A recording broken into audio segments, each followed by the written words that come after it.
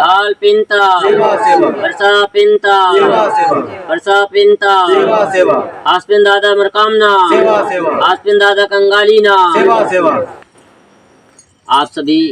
गुणियन सगा समाज को सादर सादर सेवा जोहार। मैं अधर्मी अनार्य डॉक्टर जे लिंगो, गुणवाना समाज इंडिया की राष्ट्रीय संरक्षक, आप लोगों के बीच में एक अपील करने के लिए आया हूं। अभी सोशल मीडिया में और मीडिया में एक वीडियो जारी हुआ जिसमें हिंदू जन जागरण समिति के सदस्य श्री राजकुमार यादव द्वारा हमारी जो बड़ा देश शक्ति को मानने वाले, गुणवाना विचारधारा पे चलने वाले लोगों को जनजातीय अलगाववाद और राष्ट्र विरोधी ताकतें इस प्रकार से बहुत बड़े हमारे ऊपर जो आरोप लगाए हैं, उसके खंडन के लिए मैं आप लोगों के बीच में आज आया हूं और आप सभी से अपील करता हूं कि ऐसे व्यक्ति जो दो समुदाय को उकसाने का काम कर रहा है, दो समुदाय को लड़ाने का काम कर रहा है, ऐसे व्यक्ति के ऊपर संवैधानिक रूप से कार्रवाई होना चाहिए, कानूनी रूप से कार्रवाई होना चाहिए। आज हम हमारे कंवर्धा जिला में उक्त व्यक्ति के विरुद्ध में एफआईआर के लिए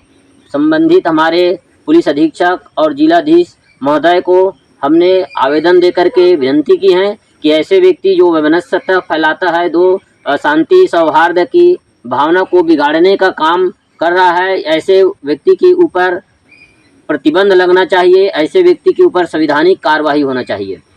क्योंकि हम इसलिए कहते हैं, आज हमारी जो विचारधारा के लोग हैं जो अपने धर्म, भाषा, संस्कृति, इतिहास, परंपरा, रीति रिवाज का पालन कर रहे हैं, उसके परिपालन करते हुए अपनी व्यवस्था का प्रचार प्रसार कर रहे हैं, अपने लोगों को जागरूक करने का एक अभियान चलाए हुए हैं, जिसको वो ये मान रहा है कि हिंदू संगठन, हिंदू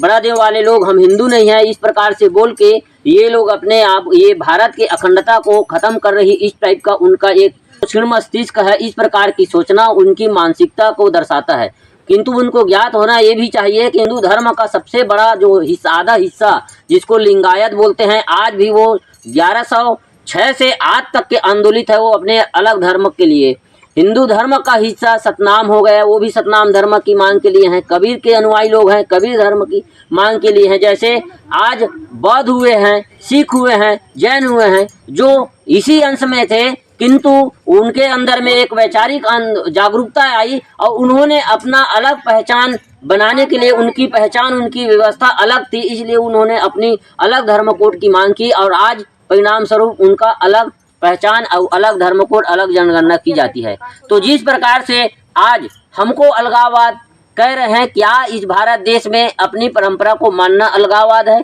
क्या इस भारत देश में अपनी संस्कृति की प्रचार प्रसार करना, अपने रीति रिवाज की प्रचार प्रसार करना, अपने लोगों को जागरूक करवाना अलगाववाद है, राष्ट्र विरोधी गतिविधि है? तो इस प्रकार से हमारे समुदाय के ऊपर जनजातीय अलगाववाद, राष्ट्र विरोधी ताकतें कह करके हमको इसके कहने का स्पष्ट यही मतलब दर्शाता है कि वो कहना ये चाह रहा है कि ये आतंकवादी गतिविधि,